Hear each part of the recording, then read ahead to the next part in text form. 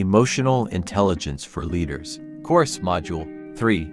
Self-Regulation and Emotional Control. Before we dive into Module 3, let's take a moment to reflect on the journey so far. In Module 1, we laid the foundation. You learned what emotional intelligence really means, and why it's a game changer for effective leadership. We explored how emotions drive behavior, influence decision-making, and either build or break trust with others. You discovered the core pillars of emotional intelligence and began developing the self-awareness needed to lead from a place of strength. Then, in Module 2, we took a deeper study into self-awareness. You were guided to look inward to identify your emotional triggers, understand your default reactions, and reflect on how your emotions show up in your leadership. You learned to read your internal signals and began developing the powerful habit of emotional reflection, because before you can lead others well, you must first know yourself deeply. Now, in Module 3, we shift gears from knowing your emotions to managing them. This is where emotional intelligence becomes visible in action. We'll focus on self-regulation, the ability to stay calm, focused, and in control, even when emotions run high. Because emotional mastery doesn't mean you don't feel deeply, it means you lead wisely through those feelings. Let's begin. Module 3. Self-Regulation and Emotional Control. In this Lesson 1, we're exploring a critical leadership skill that often goes unnoticed, but it is absolutely powerful. It's called self-regulation. What is self-regulation? It's your ability to manage your own thoughts, emotions, and behaviors, especially when you're under pressure. It's what helps you pause before speaking. It's what allows you to choose calm over chaos, reason over rage, and purpose over impulse. As a leader, you're going to face stressful moments. Someone will challenge your authority. A team member will disappoint you. You'll receive criticism you don't agree with. Or maybe you'll be under extreme pressure to meet deadlines, make tough decisions, or deliver bad news. And in those moments, how you feel internally isn't as important as how you respond externally. Self-regulation is not about pretending that you're not upset or anxious or frustrated. It's not about suppressing your emotions. It's about owning them and then choosing the most effective, most professional, most composed way to respond. It's about maturity, stability, discipline. Think about the leaders you admire. Chances are, they're not the ones who fly off the handle or panic under pressure. They're the ones who stay calm. They listen, they reflect, they respond wisely, not react emotionally. That's emotional control in action. Self-regulation builds trust. When your team knows that you're steady, even when things are shaky, they'll follow you with confidence. Your stability becomes their security. In this module, we'll dive into why people lose control of their emotions and how to prevent that from happening to you. We'll look at the science of emotional triggers. You'll learn powerful tools to stay calm and focused, and you'll practice simple strategies to build emotional discipline day by day. Because here's the truth, before you can lead others well, you must first lead yourself well. Self-regulation is the leadership skill that unlocks all others. So, let's begin this journey of self-mastery. Let's explore how to remain centered, in control, and uncheckable even when life is anything but. Lesson 2. The Science of Emotional Triggers. Here, we take a deeper look at what's really going on inside your brain when emotions take over. This lesson is called The Science of Emotional Triggers. This is a simple truth.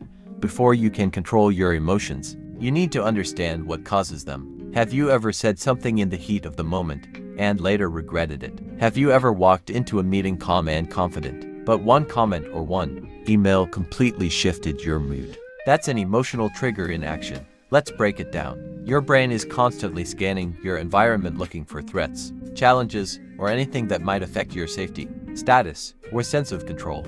When your brain perceives a threat, whether it's someone criticizing your work, ignoring your opinion, or questioning your authority, it activates a tiny, almond-shaped part of your brain called the amygdala. The amygdala is your brain's emotional alarm system. Its job is to protect you, and it reacts faster than your logical thinking brain can even process. This is called an amygdala hijack.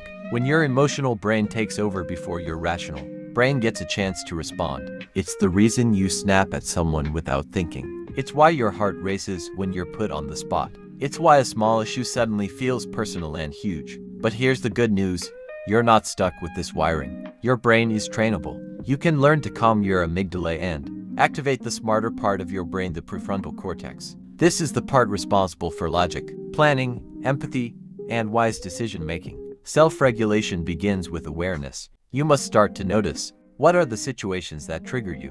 What thoughts go through your mind when you feel disrespected, ignored, or overwhelmed? What does your body do? Tight chest, clenched fists, fast heartbeat. These are your signs that an emotional storm is brewing. The next time you feel it rising, pause.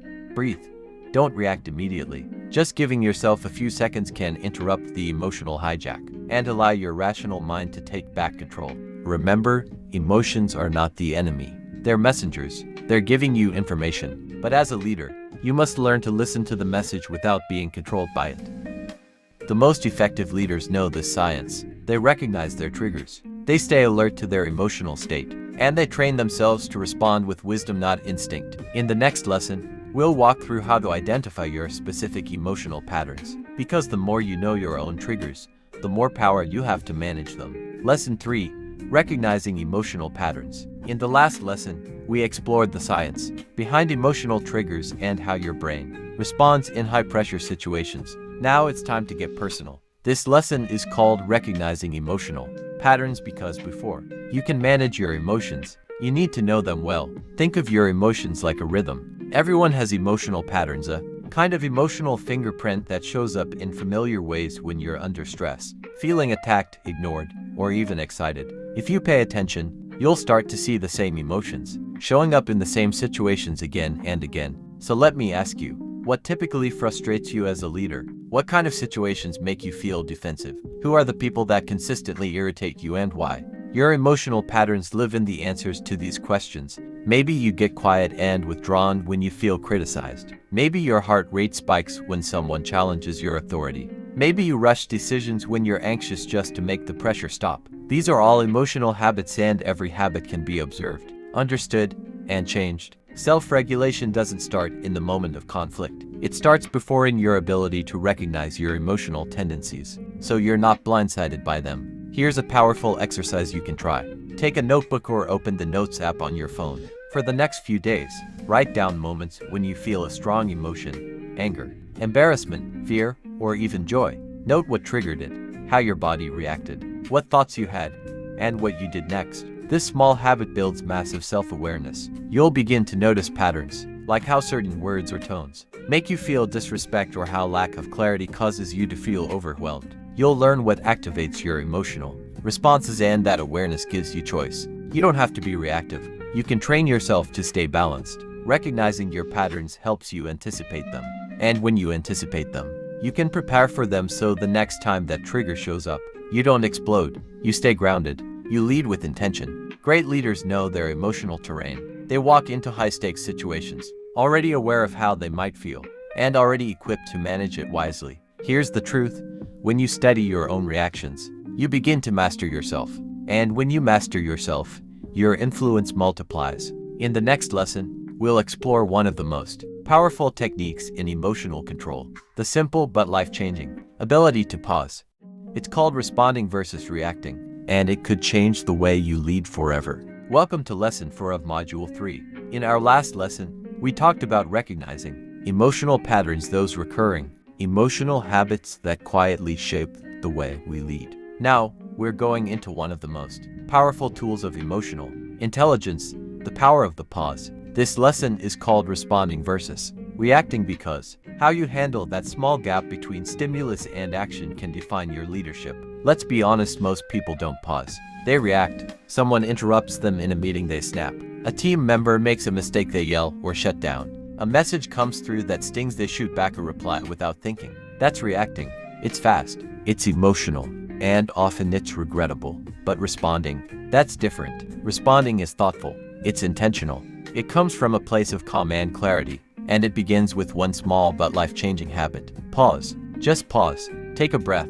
Create space between the emotion you feel and the action you choose. That space, that moment, is where self-regulation lives. It's where leadership begins. Here's what happens when you pause. You give your brain time to shift from the emotional center, the amygdala, to the thinking center, the prefrontal cortex. You give yourself a chance to reflect. What's really happening here? What outcome do I want? How can I respond in a way that reflects my values, not just my feelings? This doesn't mean you suppress your emotions or pretend nothing happened. It means you give yourself the power to choose your next move rather than being driven by impulse. Great leaders are not emotionless. But they're not ruled by emotion either. They've learned to pause. They've learned that silence isn't weakness, it's wisdom. That not every email deserves an instant reply. That not every conflict requires a loud response. That sometimes a breath can save a relationship. A pause can protect your reputation. So, how do you build this muscle? Start small. When something frustrates you, pause. Count to 1 to 20 deep within you. Breathe. Ask yourself, what's really at stake here? What response will move this forward? The more you practice pausing, the more natural it becomes. Eventually, you won't even notice it will simply be who you are.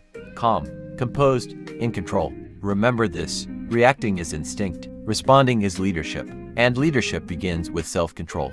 In the next lesson, we'll explore practical, daily techniques to strengthen emotional discipline tools you can start using right away to stay centered, even under pressure. Lesson 5, Daily Habits for Emotional Discipline. This is the final lesson in Module 3. So far, we've explored the foundations of self-regulation, how your brain processes emotional triggers, how to recognize your emotional patterns, and the power of pausing before you respond. Now it's time to bring it all together in real life. This lesson is called Daily Habits for Emotional Discipline, because self-regulation isn't just about knowing, it's about training. Just like physical fitness, emotional discipline requires consistent effort over time. So, how do leaders strengthen their emotional muscles? Let's walk through some practical daily habits that will help you stay centered, calm, and in control no matter what comes your way. Habit 1. Morning emotional check-in. Before you dive into emails or meetings, pause for just 2 minutes and check in with yourself. Ask, what am I feeling right now? What's weighing on me? What do I need to let go of before I face others today? This simple reflection helps you lead your day instead of letting your day lead you. Habit 2. Name it to tame it. Throughout the day, when you notice a strong emotion, pause and name it. I feel anxious. I feel frustrated. I feel overlooked. Why is this powerful? Because naming your emotion moves activity from the emotional brain to the thinking brain. When you name what you feel, you weaken its grip and strengthen your ability to manage it. Habit 3. Centering breaths. Take a few deep, intentional breaths during transitions before a tough call. After a tense meeting, or in between tasks, breathe in through your nose, hold, then exhale slowly. This helps reset your nervous system, lower your stress levels, and return to a state of calm authority. Habit 4. Create emotional buffers. Don't jump from one high-pressure activity to the next. Build in small emotional buffers, just 2 to 5 minutes of silence, walking, stretching, or journaling. This gives your emotions time to settle, so you don't carry tension from one situation into another. Habit 5.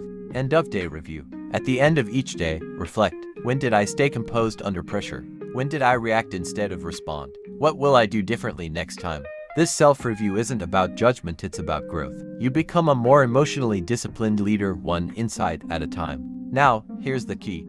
You don't need to do everything at once. Start small. Pick one habit to practice this week. Make it part of your routine. Then build from there. Remember, emotional discipline is not about suppressing your feelings. It's about learning to carry them wisely with strength, maturity, and grace. Leaders who master self-regulation don't just control their tempers. They build trust. They create safe, productive spaces for others. And they make decisions with clarity, not chaos. You are becoming that kind of leader, calm under fire, thoughtful under pressure, and anchored in purpose. Congratulations on completing Module 3. Up next, Module 4, Motivation and Inner Drive. You'll discover how tuning into others emotionally can elevate your leadership even further. Thank you for staying with us. You're doing the work that sets leaders apart.